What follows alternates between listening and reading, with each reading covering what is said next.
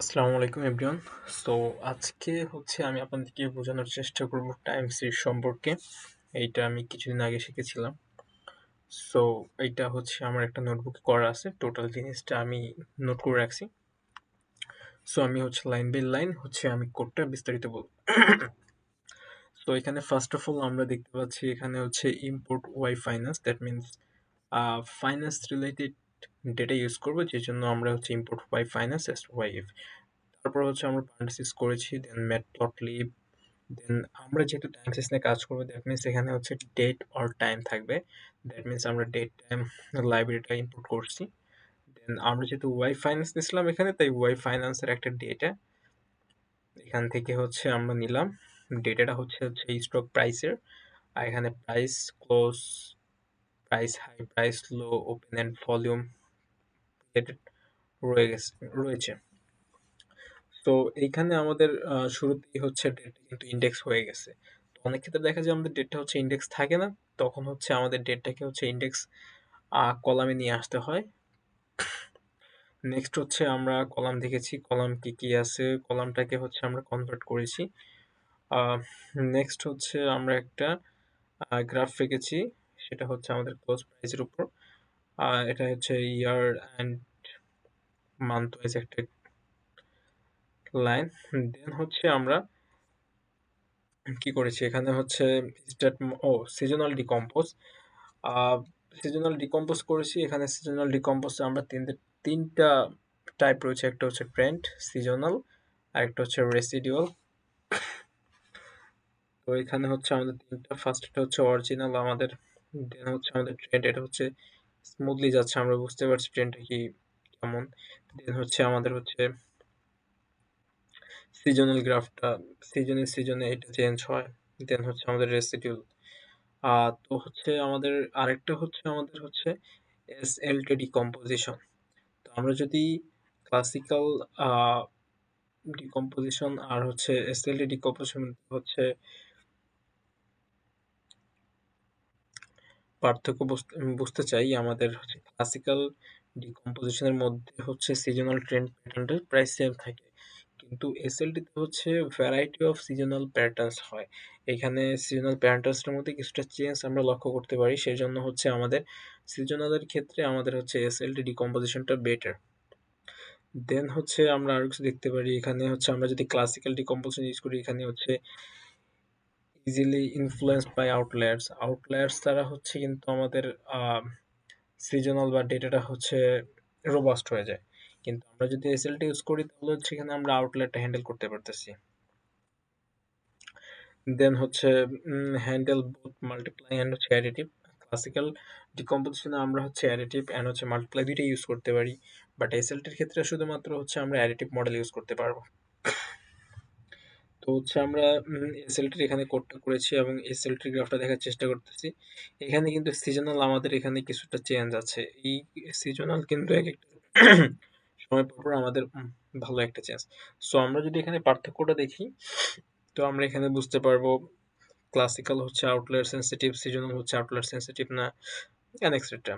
দেন আমাদের মেইন যে কম্পোনেন্টটা সেটা স্টেশনারি। সো স্টেশনারি মিন্স যখন আমাদের সময়ের সাথে কোনো একটা জিনিসের পরিবর্তন হয় না, সেটা আমাদের স্টেশনারি। এখানে মেইন ভেরিয়েন্স সময়ের সাথে নট চেঞ্জ। তো mean variance and autocorrelation are constants for joint distribution can change.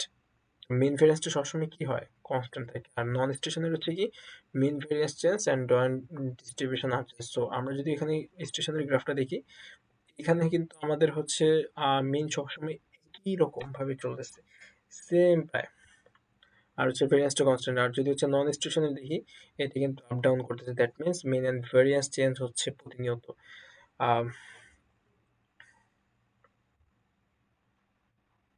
হ্যাঁ, এইটা আরেকটা। দেন টাইপ অফ স্টেশনারি রয়েছে আমাদের, weak stationary and strong stationary রয়েছে। এখন আমরা স্টেশনারিটা চেক করব কিভাবে, কারণ একটা ডেটা আমাদের স্টেশনারি নাকি স্টেশনারি না,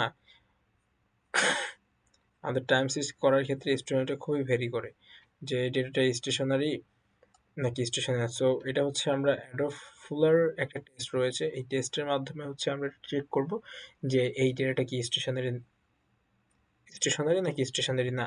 তো অ্যাডোব ফুলার টেস্ট হচ্ছে কি দিয়ে টেস্ট করে এখানে হচ্ছে আমরা একটা পি ভ্যালু পাবো। পি ভ্যালুটা যদি 0.05 থেকে ছোট হয় তাহলে সেটা স্টেশনারি, আর যদি 0.5 থেকে বড় হয় তাহলে সেটা কি নন স্টেশনারি। তো অ্যাডোফুলার আমরা এখানে টেস্ট করলাম, অ্যাডোফুলার ইম্পোর্ট করলাম, দেন অ্যাডোফুলার কল করলাম, দেন হচ্ছে আমাদের রেজাল্ট এখান থেকে অ্যাডোফুলার হচ্ছে নন স্টেশনারি চলে আসছে। এখন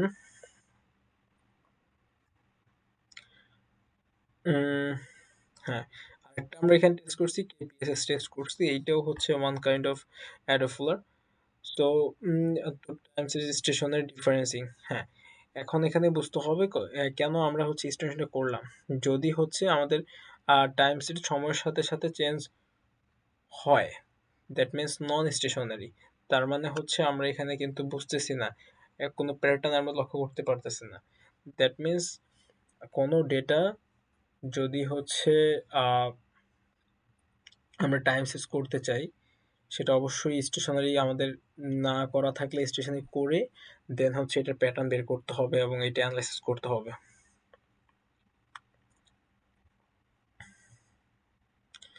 so making time series stationary করার কিছু ধরন আছে। একটা হচ্ছে ডিফারেন্সিয়েশন ট্রান্সফর্ম। দ্যাট মিন্স আমরা এখানে ডিফারেন্স করবো, আগেরটার সাথে পরটা ডিফারেন্স করে আমরা বের করব। দেন আছে লগারিদম, লগ অফ ডেটা করতে পারি, পাওয়ার ট্রান্সফর্ম করতে পারি, বক্স লগস করতে পারি, তারপর হচ্ছে ডিটোন্ডিং রিমুভিং করতে পারি।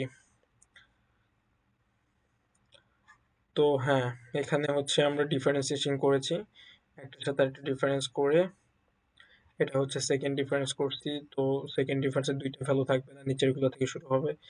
আবার এখানে টুল ডিফারেন্স করছি, দ্যাট মিনস সিজনাল করেছি, এখানে সিজনাল দেখাবে।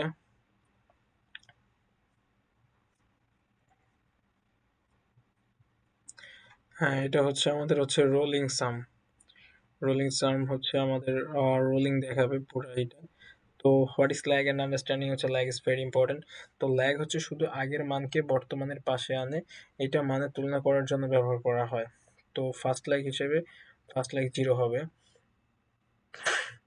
ল্যাগ 1 এর ফার্স্ট সবসময় 0 হবে, আর সেকেন্ড ভ্যালুটা যাবে থার্ড ভ্যালু, ফার্স্ট ভ্যালুটা যাবে থার্ড ভ্যালুতে। তো ল্যাগ 1 মানে হচ্ছে 1 মাস আগের সেলস। ল্যাগ 1 মানে কি? 1 মাস আগের সেলস। ল্যাগ 1 এর ল্যাগ 1 আগের মাসের বিক্রির মান। ল্যাগ 1 মানে কি? আগের মাসের বিক্রির মান। ল্যাগ 2 মানে হচ্ছে 2 মাস আগের বিক্রির মান। 2 মাস আগের বিক্রির মান।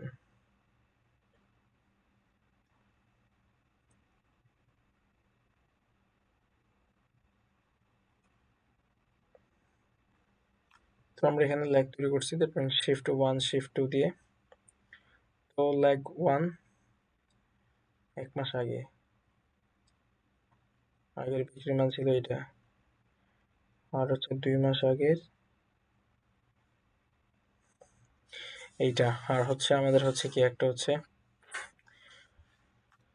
মুভিং এভারেজ উইন্ডো, আর হচ্ছে মুভিং এভারেজ, একটা হচ্ছে মডেল, একটা টাইম সিরিজ মডেল, আর একটা হচ্ছে মুভি হচ্ছে উইন্ডোটা ইউজ করে স্মুথ করার জন্য।